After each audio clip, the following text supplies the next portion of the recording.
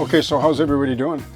So before I jump into this particular little area that I'm working on down there that I want to show you, I want to answer a couple of questions that have been asked on the channel quite frequently in the past. And the first one is how do you keep the cat hair like from Dusty off the layout, and does Dusty not wreck the layout? Okay, those are good questions because you'd probably assume that she has free reign on the layout, but she doesn't. And if you look at her closely, like in all the shots, she has a high respect and regard for areas that are finished. And I guess she learned that when she was a kitten on Glover Road. When I basically raised her on Glover Road, I would just keep moving her, no, right? Teach them when they're young. She figured out really quickly about areas that were finished. Like cats are more intuitive than you really realize. They just don't let on. That's why they're smart. They deceive us, right? But anyway, Dusty is awesome. She only goes on areas that I'm working on. Like right now, this is section 3, so she's pretty much restricted to this section now. And she won't even go, like I don't have to put the barrier up anymore. She won't go onto section 2 and 1 that are finished, like she knows, okay? But she knows the boundaries. Now, cat hair is dealt with a vacuum. That's it. So I don't have any detritus on my layout, like loose scenery. There's none. It's sealed with matte medium and it's made with acrylic and color fast paint. So what you see is what you get, and it stays like this when I have lights on it like all day. A lot of times, this is a couple of years now here and over there, and there's no color degradation at all. It maintains its vibrancy. So that's because of acrylic products that I love to use and I push on this channel for more reasons than one. The main reason is they're safe, especially with the younger generation. Like I don't want to show them the old school way because the old school way is toxic and it's hard on your health, okay? So let's go down there and let's have a look at what I'm doing. And I'll show you like how I do like maybe a little bit of ground terrain and how I approach a scene, okay?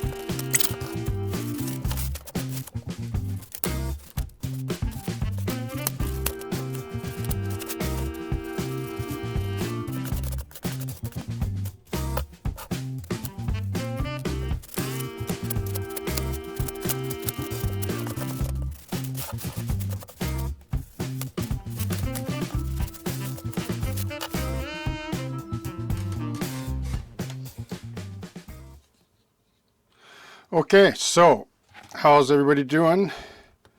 So I want to address a little bit of this area here.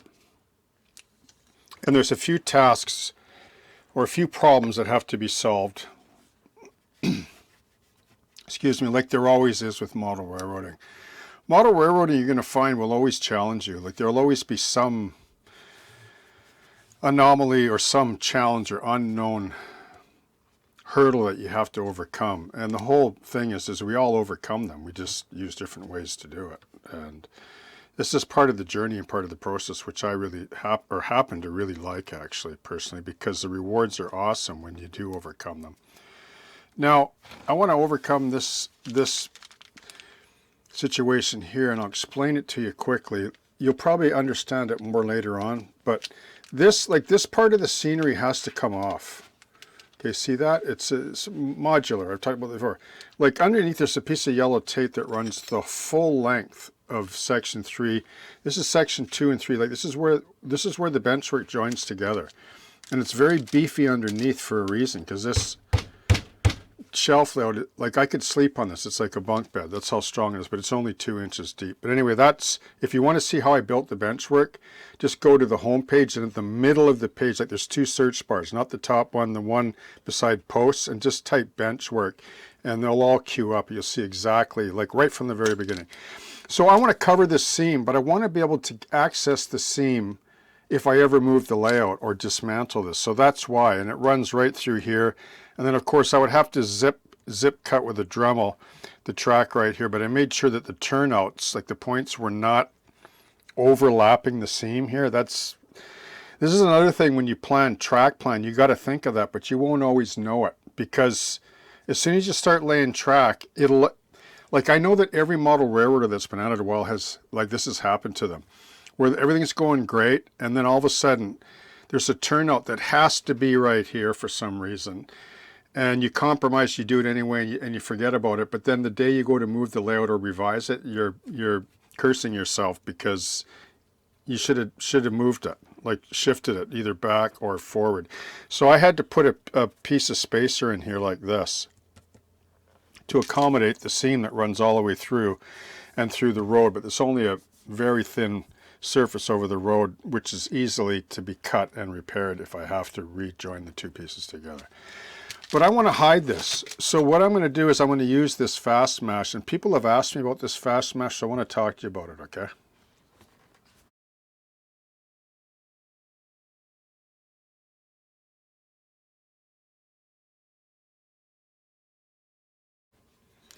Okay, so fast mash.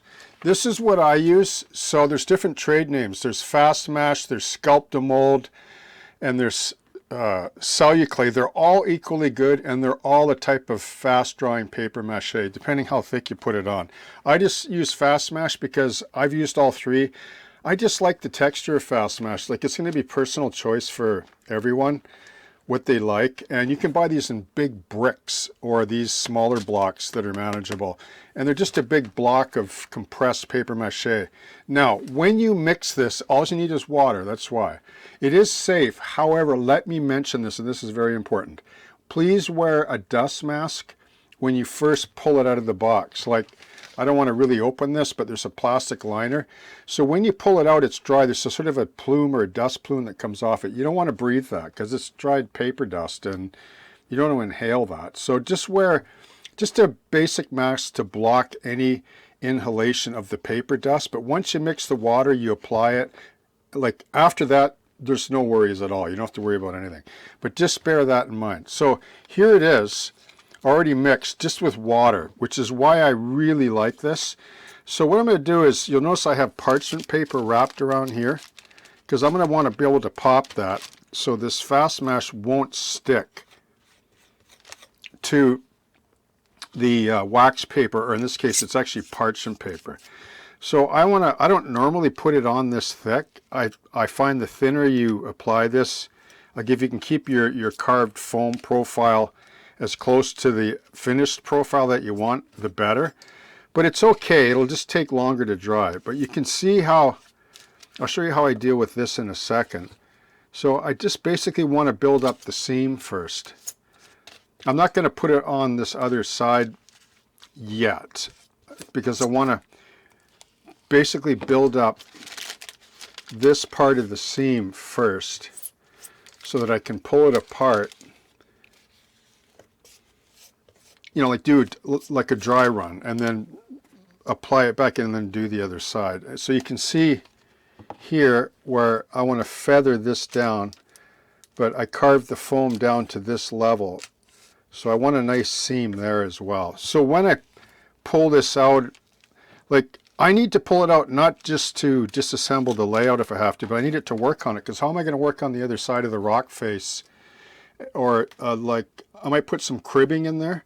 Well, how am I going to model or get at this side over here? Like, you'll see all this when you look down when the trains go in. There's a wall on the other side. So I want this whole piece to come right out so I can flip it around on my bench below, which is just down below here, if you were wondering. It's nestled right into the layout. Very convenient that way. Then I can pull this down to my bench and work on it and then just sort of drop it into place. So that's why, or that's the reason for my madness concerning this particular method, okay? So now, before I go on to this area right here, I just want to mention that you can put this fast mash onto virtually anything. You can even put it on plastic. You can put it on foam, no problem. It's a marriage made in heaven with foam. Like you can actually adhere foam together with this if you're willing to wait, you know, like a week for it to fully cure.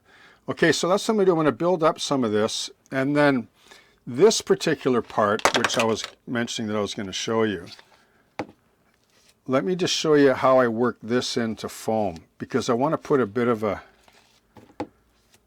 like a hard shell over this foam, because it'll, number one, it'll take paint much better, and additional adhesives as well. So I just basically spatula a bunch of it on, and then I take a brush like this. Like, you can buy these fairly cheap. I got this from just a Michael's Craft Store art supply. Actually, this one I got from Opus Art Supply. Hashtag no sponsor there. And what I do is I just start doing this. This is where Fast Mesh really comes into its own, okay? Like, look at the texture. It took me nothing at all to do this section. So imagine if you wanted to do like a larger section. That's it, okay? When this dries, it'll be pure white. It'll be ready for paint and stain and matte mediums, adhesives, and all kinds of scenicking and texturing to your heart's content, okay? So, and here's another thing I'll just say in closing on this. When you want to punch a tree into your layout, this is what I love about foam. No glue needed. I can adjust those trees indefinitely practically, and the tree's not going to fall over. And even if I want to bend it, well, these trees are wire anyway, so I can bend them. Okay, so that is the advantage to foam substrate.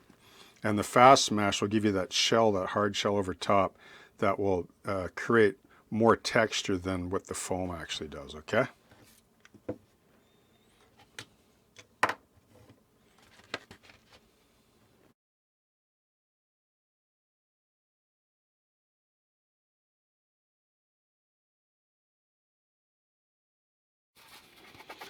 Okay, so how's everybody doing? So the one time I bring my phone into the studio, and I never do, because it'll go off when I'm in the middle of doing something. Sure enough, it didn't. It was a really good video too, so now I have to redo it. Okay, so this is just sifted limestone sand. Like I create all my own substrate from sand, dirt, whatever. Okay, I sift it all. Sometimes I'll wash it, but I want to go into that. I've already covered that. But I find it makes the best textures, and I can paint it, and when it's sealed with matte medium, it's beautiful. Okay, so this is what I use over cork, over foam, over fasteners. It does not matter. And what I basically use, as I've mentioned before, is diluted matte medium. And you can see here that all I did was take water and per volume about 20% of Liquitex. I mixed it up with a brush so I can apply it with an eyedropper, okay? So I have that ready there. Now I apply all my scenery texture exactly the same way I do ballast. Like I just did this section here. When this is dry tomorrow, it'll be a lot lighter, and I can paint it anyway, okay? With the pre-soak, like, this is important, okay? This is just water with some isopropyl alcohol in it. Now you can use this really cheap isopropyl 50% for mixing acrylic paint like Tamiya and so on. It's $1.50 for this big bottle, which is why I don't use Tamiya thinner, because it's just too expensive for that kind of thing. Now for doing scenery, it doesn't really matter. I like 99% because it melts acrylic paint right out of an airbrush like hot butter in a pan. That's why I really like this. So I don't use this for everything, but this is fine. And just dump a little bit in your water, about 10% per volume, and it'll help penetrate the dry substrate, whatever it is, dirt, gravel, sand, rock even. Okay, I just pre-soak it. Why? Because now when I dribble on this diluted matte medium, it looks like skim milk or worse even. It's just tinted water really with matte medium. It just soaks in to like right down to the cork in this case, or Fast Mesh or foam or whatever. And when this is dry tomorrow, it'll be rock hard. Now here's the advantage to this as well. It's really non-toxic. Like, you don't need a mask to do any of this. It's a friendly product to use. Okay. I don't use isopropyl alcohol with matte medium. I don't mix it directly, only pre-soak. Just water and matte medium, okay, for your final adhesion. Okay. Now, if I ever want to lift this, I just take isopropyl alcohol, usually 99%, and I just pour it right on to like when it's after it's dry. And I've shown on my channel where I've actually lifted whole turnouts up and can save them completely. Like what it does is it melts the matte, or like the matte medium acrylic, like it softens it, it sort of dissolves it. And if you leave it dissolved, like walk away, the next day it'll be hard again. Like it's amazing because this isopropyl alcohol evaporates. Okay, it dissipates water and evaporates, which is why you don't need an air trap or a water trap on your airbrush compressor when you're just using isopropyl alcohol and acrylics, because the alcohol dissolves the water before it ever gets to your airbrush anyway. Okay, but that's for another discussion. But that's why I use it, because it evaporates, it's friendly with acrylic paint. It's just a one-stop solution for all things model railroad scenery, okay? Cheers, happy modeling, and I hope that you have a great day.